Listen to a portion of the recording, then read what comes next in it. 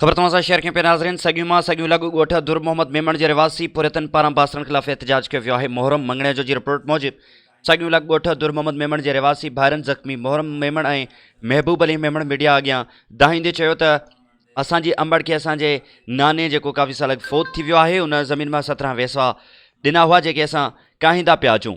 अंबड़ पंहिंजो हिसो कचे ज़मीन मां बि पंहिंजे भाइरनि खां घुरंदी रही थी जेके रुगो ॾटा ऐं दिलासा ॾियनि था। असांजे मामे मुमताज़ अली मेमण जे चुरते दुर मोहम्मद मेमण जावेद इरफान गुलाम मुस्तफ़ा शाहिद ज़हीर मीराणी ऐं ॿियनि असां पंहिंजी ज़मीन मां गाह करे रहिया हुआसीं त लठियुनि कुहाड़ियुनि ऐं हथियारनि सां मुसलह थी असां मथां फायरिंग कई, लठियुनि जा धक हणी ज़ख़्मी कयो ऐं फायरिंग करण सबबि कारतूस जा कुझु छुरा पिण लॻा आहिनि। सोभो तिरो पुलिस जवाबदारनि ख़िलाफ़ केस दाख़िल न थी करे खेसि फौरी तौर ते गिरफ़्तार कयो वञे। केस दाख़िल करण लाइ पुलिस रिश्वत घुरे पई। मुतासिरनि चयो त असां मिसकिन आहियूं, जवाबदार बासर ऐं पैसे वारा आहिनि जेके असां ग़रीबनि सां ज़ुल्म ऐं ॾाढ पिया कनि।